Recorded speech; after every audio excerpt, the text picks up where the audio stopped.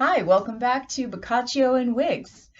This video is a little bit of analysis and a few notes about the prologue and the introduction. Now, the prologue and the introduction really provide some useful context for why we're telling all these stories in the first place. And this is the section of the book that I think is the most relevant to our current day and age during a global pandemic.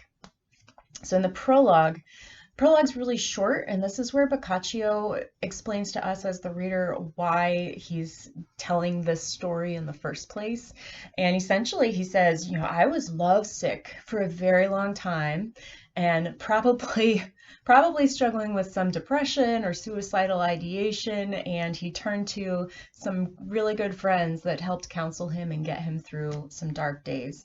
In the medieval ages and for most of human history, I think there's been this kind of rape culture-y thing of blaming women for being stricken with love. So the idea of being lovesick kind of comes from a lot of this stuff where oh, I was in love with her and she made me do it, and you've caused my suffering. You need to put me out of my misery and let me deflower you or rape you. So that's kind of the broader cultural context in which he's talking about being so miserable and suffering because of love. And then he even says that, but as often happens in due time, the love faded and now I'm fine. Don't worry about me. Thank you to my friends who got me through that rough time. And now I want to pay it forward. Not necessarily to my friends, because they're fine. They're all successful. They're lawyers and doctors and bankers and all happy and well adjusted. But for other people who might come after me and just really struggle with being so lovesick. He also mentions that the weaker sex, women, and I have to say I don't fault Boccaccio too much for any time that he refers to women being delicate or weak, because that's really just consistent with the times. And the way he portrays women is actually not weak or delicate. And he describes how women don't have as many options to deal with being lovesick because they're controlled by all of the men in their lives, and they have to basically sit in their rooms and just like feel all the feelings. Men, on the other hand, they can go for walks. So women can't go for walks. So yeah, you might go kind of crazy. So if you have any sort of unrequited love situation, or maybe you're, I think a modern day equivalent could be you're a gay or queer teenager in a small town, and yes, that is a really hard situation to be in. So to kind of take it out of that, I don't know, it's easy to look back on the past and think, oh, it was so different then, but actually they're talking about some really relevant themes and just human struggles. This is the human condition. So anyway, that is his kind of motivation for writing this book and telling these stories in the first place is, maybe if you're struggling, whether it's dark times like a plague, or you're lovesick, or you can't express your true identity or live an authentic life, then maybe you can kind of pick up some wisdom and entertain yourself and minimize your suffering through this collection of stories. So I think that's pretty relevant for today. Then in the introduction, that's when he actually explains in quite a bit of detail what Florence, Italy was like in the 14th century during the Black Plague.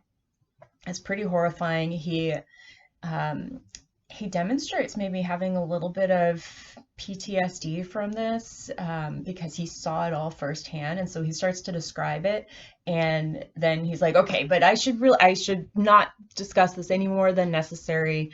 I'm sorry it's unpleasant, but you need to know because it's useful context.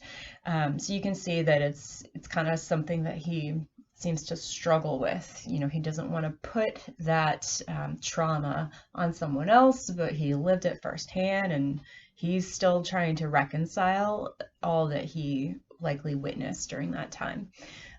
So I think this is actually kind of I'm speculating here, but I think this might be part of his healing process after going through such an extreme event. Um, so that's the beginning of the introduction, is talking about how in Florence during the Black Plague or the Black Death, their medical system was so overloaded. They didn't have enough doctors. He says at one point that they had men and women suddenly with no medical training stepping in to serve the role as doctor. So the fact that they were like, yeah, sure, women, you can be doctors too, that gives you an idea of just how desperate these times likely were. They also talk about looser morals that came about as, a result of not having options for, kind of abiding by the norms or having the propriety that the times demanded. That kind of all went out the window. You also have the fact that the people who get sick and are dying, a lot of them end up dying and suffering alone, and not even being able to have proper burials or funerals. And it's just like, yeah, you can imagine how sad and horrifying that would have been if that was the experience of literally everyone around you. And then he gets to introducing the young adults, the storytellers, and I think we can call that whole group of 10 young adults the Brigada. And he gets to introducing them, and basically each of them is kind of, I imagine, the last one standing in their immediate family, most likely. Either everyone has died, they probably lost their parents, their grandparents, most of their siblings. Maybe there are some people in their lives that have run off and gone to the countryside already. And so you've got this group of 7 women who are of various ages, 18 to 28.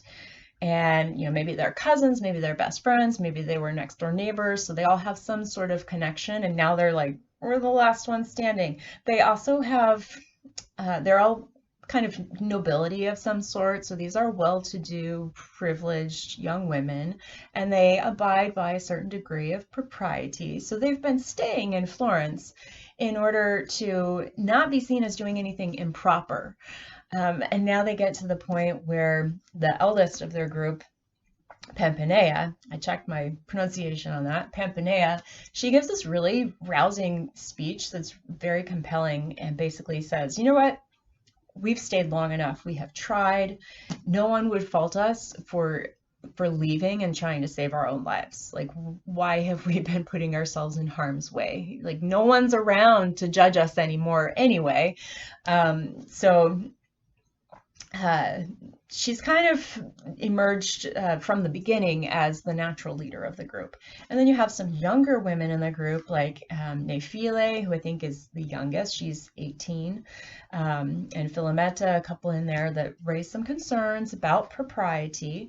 And you can see that Pampanea, she could very easily say, oh, you're so young and naive. She could kind of condescend to them because she's clearly much more clever and worldly and experienced, being 28 years old. She's probably considered an old maid by their standards. And she doesn't do that. She doesn't condescend. She's very smart and appealing to their own superstitions to get them on board with this plan. She also makes it clear that I'm probably going to do this no matter what. Like, I'm fine. I'm going to take care of myself and do what I need to do. And if you want to join, that would be great. So she's pretty self-assured. She's not condescending. I really like her sense of diplomacy and how she's very convincing without being really explicitly manipulative or anything like that. So she's my favorite character so far. And then another thing that I think is worth pointing out is that Boccaccio, just right out of the gate, he passes the Bechdel test. And I think the basics of the Bechdel test are, do you have 2 or more female characters? Do they talk to each other? about something other than men? And even better, do they have names? So in the very beginning, he introduces our 7 female characters way before he brings in the 3 male characters that come later. He takes great pains to give their names, and he actually changes their names so that you know, they won't be embarrassed later because they're about to get into some kind of raunchy stories, and he doesn't want to, you know, have any negative consequences for these ladies down the road. But he finds pseudonyms that in some way kind of fit their respective character or personality. And I think Pampanea, I think there's something in her name that kind of means like in full bloom. So she's her name is intended to kind of represent the fact that she is the most mature and she's really thriving and self-actualized, I guess, as much as you can be at 28 years old. So I don't know exactly what some of the other names mean per se, but he makes a point of saying how important it is that these characters, even though he wants to protect their true identities, he makes a point of painting them as full-fledged three-dimensional people and going out of his way to put a lot of thought into naming them. So, Bechdel test, awesome. Current modern day screenwriters and all of that, Hollywood, you can take note. This is how it's done. And it's actually like this will sell. Okay? And then he introduces our 3 male characters, and what I like about the way he does that is they're not, it's not like anti-male, they're not hating on men. The 3 guys, they play an active role in the story as well, but they're not center stage, and that's okay. So I think it's a much more realistic portrayal of like group dynamics and the role of women. Let's see, what else? What else do we need to say about the introduction? A couple things I double checked when we talk about certain times of day, because they implement some structure into their time out at the countryside villa where they go to pass the time. So throughout the book, they talk about certain times of day, and what they're using are canonical times. So I think terce was a time that they say in the introduction, and that is 3. So terce. So 3, not 3 o'clock, but it refers to 3 hours after the sunrise. So you count from the time the sun rises. So that's roughly 9 o'clock in the morning. And this actually makes a lot of sense to me, this, you know, counting from sunrise to sunset. It seems kind of practical, actually. And so when they say terce, that's 9 a.m. And then when he says nones, the hour of nones, that's 9, which is 9 hours after sunrise. So that puts us at approximately 3 o'clock in the afternoon. So that's kind of like tea time. And then the hour of vespers is sunset. So that might be useful as we go throughout. And then when Pampanea proposes how they should structure their time while they're out there, I think there's some really great insight for us to use today for surviving quarantine, and just like the original work from home guidelines. She recognizes the importance of maintaining some degree of structure while they're there. So she's like, oh, during this time of day, we should do this. And during the hottest time of day, let's sit under a tree where it's nice and cool and tell some stories and relax. And then when the sun sets at vespers, then we can go for a walk and enjoy the evening when it's nice and cool. So that's pretty smart. She also talks about, you know, assigning roles, having role clarity, and they have servants who do a lot of the heavy lifting for them, but I think it's a good idea to have some role clarity and have, you know, especially when you're in close quarters, to say, you know what, whatever you decide for today's activities or for dinner or how to handle, you know, the laundry, that's totally fine. That's your domain. You do what you want, and then just don't have any bickering or confusion about things that are actually really mundane and silly. So role clarity, I think, is a good one. And having in that role clarity ownership of specific things that kind of keeps you occupied and gives you a sense of responsibility and purpose. I think that's really important. She also emphasizes, sitting down for proper meals. They also talk about how fine the wine is. So, you know what? Someday may never come. I think we're becoming more aware of that reality. So drink some of the good wine now. Don't wait. Okay, it might turn to vinegar by the time you finally get around to it, or you might die before you have a special occasion worth popping that bottle. So drink some of the good wine today, but save some of it because you're optimistic about the future and having something really great to celebrate in the future. I think maybe balance that. That's kind of my recommendation. And then before they sit down for dinner, they even specifically say they wash their hands. So that's good advice for sure.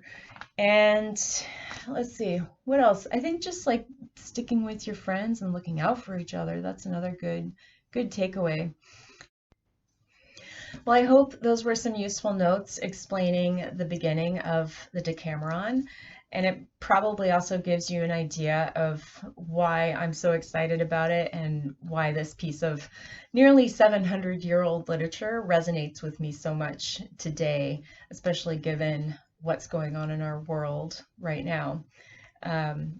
I also hope that maybe you find some small comfort in it, as I have.